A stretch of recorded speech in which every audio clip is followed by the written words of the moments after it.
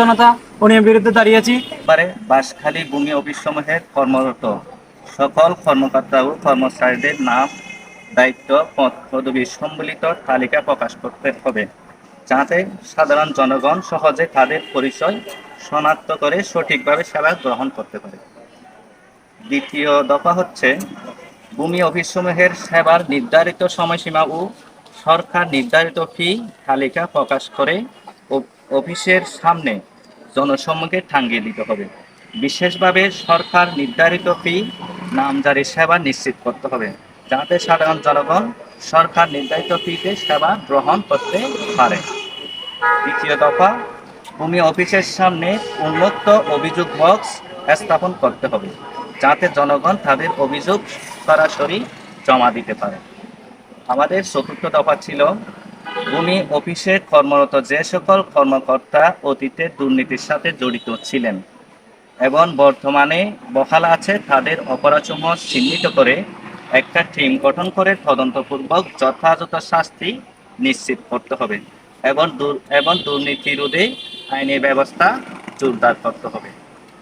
সুপ্রিয় দেশবাসী, আমাদের পঞ্চম দফা হচ্ছে বাঁশখালীর সকল ভূমি অফিসসমূহে বহিরাগত সকল প্রকারের দালালদের কার্যক্রম বন্ধ করতে আইনি ব্যবস্থা নিতে হবে, যাতে সাধারণ জনগণ হয়রানি থেকে মুক্ত থেকে সঠিকভাবে সরকারি ফিতে সেবা গ্রহণ করতে পারে। এই আমাদের 5টা দাবি ছিল। এই দাবিগুলো আমরা আছেন, অর্থাৎ প্রত্যেকটি ইউনিয়ন পর্যায় থেকে শুরু করে যে সমস্ত ভূমি অফিসগুলো রয়েছে, সাম্বল, গুণাগুণ, প্রত্যেকটি অফিসে আমাদের স্যার আশ্বস্ত করেছেন বিষয়গুলো বাস্তবায়ন করবেন। এবং স্যার আমাদের পক্ষে আছেন। আমরা যারা সাধারণ ছাত্র জনতা 5 আগস্টের পরে ফ্যাসিস্টকে বিতাড়িতর মাধ্যমে বাক স্বাধীনতা ফিরে পেয়েছি, সেই স্বাধীনতা বাস্তবায়ন করার জন্য আপনারা সাধারণ জনগণ আজ থেকে সরাসরি আমাদের প্রেসিডেন্ট স্যার যিনি আছেন ওনার অফিসে গিয়ে সেবা গ্রহণ করতে পারবেন।